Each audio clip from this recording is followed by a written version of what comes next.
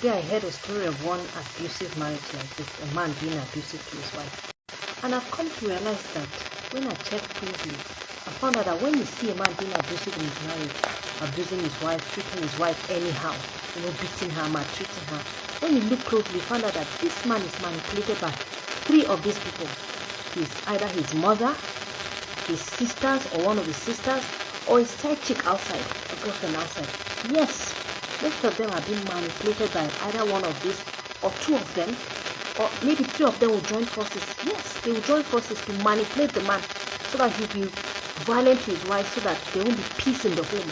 Because we know that when there's peace in the home, there will be prosperity, and then a fellow woman like them will be enjoying.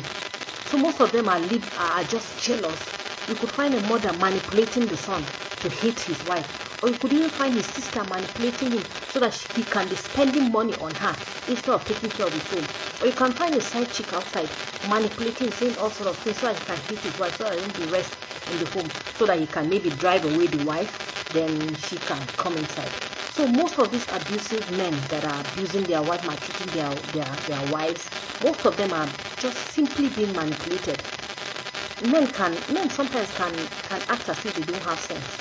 Not that they don't have sense, but where women are concerned, most men are not wise.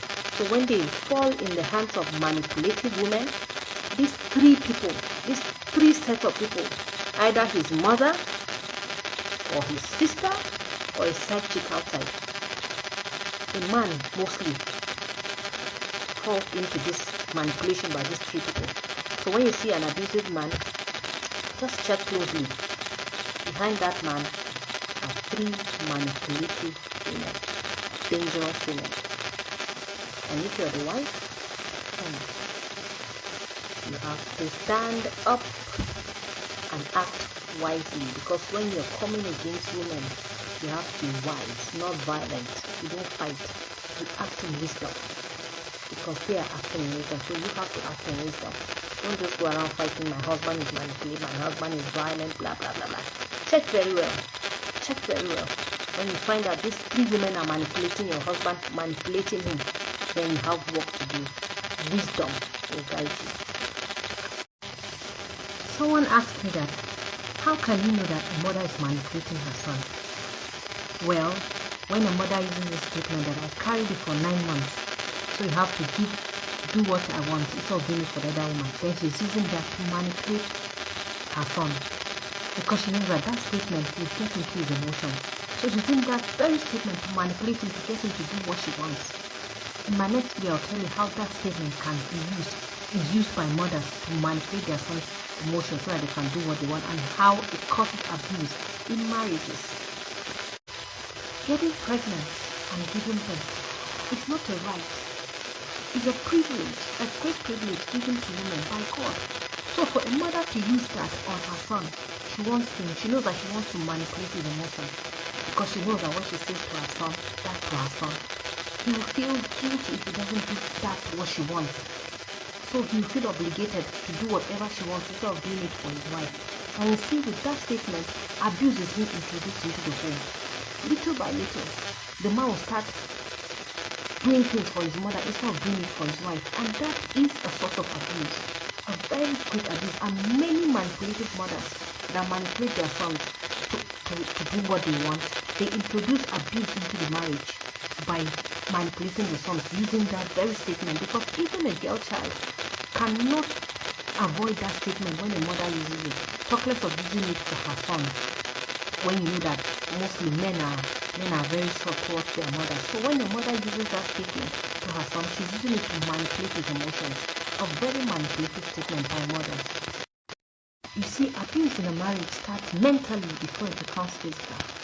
And as a mother keeps manipulating her son's emotion by using these words, his emotions are being stirred up, and before you know it, he begins to abuse his wife mentally.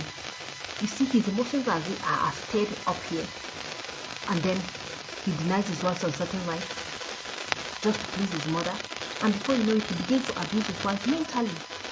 His emotions are stirred up here, and this woman here is demanding for her rights, and then he feels obligated to take care of his wife, his mother's needs. He is manipulating his emotions by using some certain words. So he denies his wife her rights, abusing her mentally, and before you know it, he's dragged here. One day he just becomes something, and then he gets to start abusing physically because his emotions are stirred up, his mind is stirred up, everything is just, mixed up, and before you know it, abuse starts. Physical abuse starts in a marriage, and that's how a mother manipulates her son by using some certain words, manipulates his emotions so that he do what she wants, and introduce physical abuse into the marriage.